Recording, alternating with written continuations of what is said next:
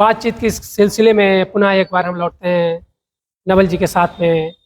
मैं महेश मिश्र, व्यंगकार अरुणेश मिश्र से उनकी चौथी पुस्तक जो लोकतंत्र की परख नली है। अभी बातचीत के सिलसिले में जो पतित से पावन की बात कर रहे थे उसमें आपने कहा कि कम पढ़े लिखे लोग शिक्षा मंत्री है, तो लोकतंत्र की परख नली से आपका क्या तात्पर्य है? और ये भी बताने का प्रयास करेंगे क्या राजनीति में जाने के लिए शिक्षा आवश्यक है?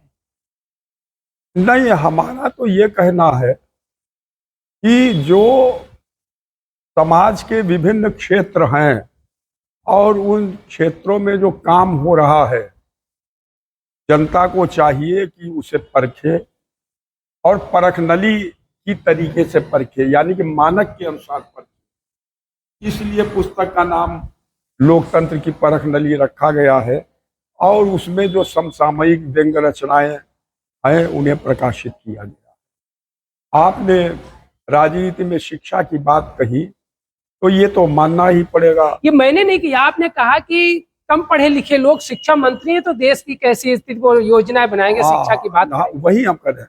बात केवल शिक्षा मंत्री की नहीं है, कृषि मंत्री है उसे भी योग्य होना चाहिए। कोई भी मंत्री है, कोई भी अधिकारी है, सचिव है, प्रमुख सचिव है, उसे भी योग्य होना, यानी कि पद के अनुकूल योग्यता होनी। निर्वाचन में ऐसी कोई व्यवस्था तो रखी नहीं गई है कि नहीं इतना पढ़ा लिखा व्यक्ति वही निर्वाचित होकर आए चुनाव लड़े?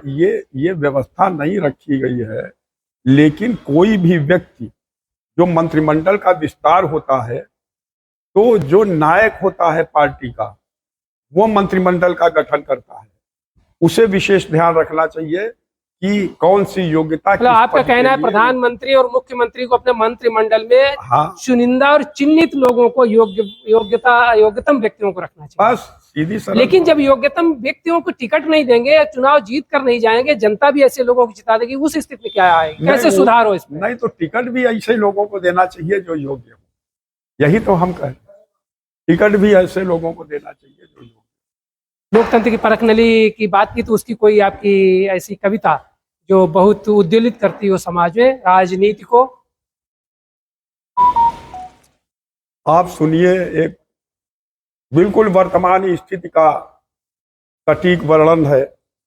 धड़ाम से गिरो चाहे काम से गिरो, अपना उल्लू सीधा हो तो धूमधाम से गिरो। धड़ाम से गिरो चाहे काम से गिरो, अपना उल्लू सीधा होता है तो धूमधाम से गिरो।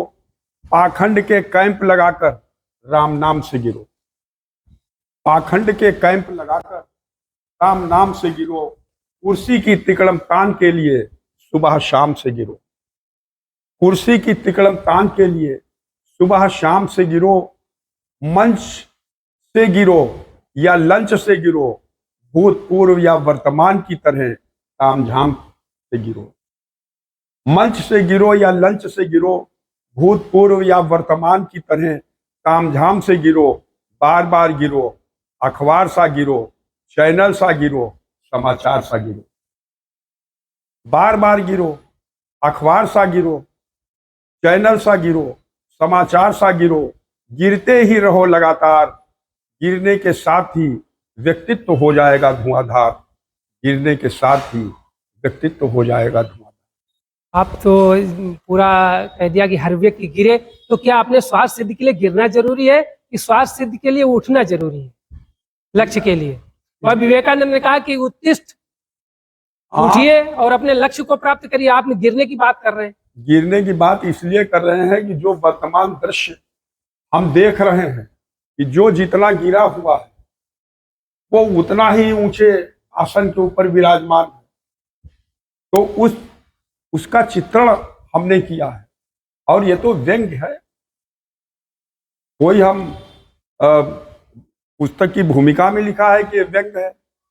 हम कोई सत्यार्थ प्रकाश तो लिख नहीं रहे हैं, न वेद और उपनिषद लिख रहे हैं। जब वेद और उपनिषद और सत्यार्थ प्रकाश, तो गिरावट से जाकर ऊपर जब जाएंगे तो उनको उतारने के लिए क्या दिनकर की पंक्ति होगी कि तो सिंहासन खाली करो कि जनता आती है? हाँ, तो वो भी लिखते हैं, वो भी लिखते हैं, ऐसा थोड़ी ना वो नहीं लिखते। आपसे आपकी कारगिल का बलिदान बोलता है, पतित से पावन हो गए। क्योंकि आप गिद्ध हैं, लोकतंत्र की पंद्रह परख नली है, अरुणेश जी, आपसे इन विषयों को लेकर बात हुई है और निश्चित है कि आपकी पुस्तकें, आपके साहित्य, आपका लेखन समाज को उद्वेलित करता है और सरस्वती सदन सभागार में बैठकर अपने गृह जनपद से आपने बात की तो दूर तक जाएगी।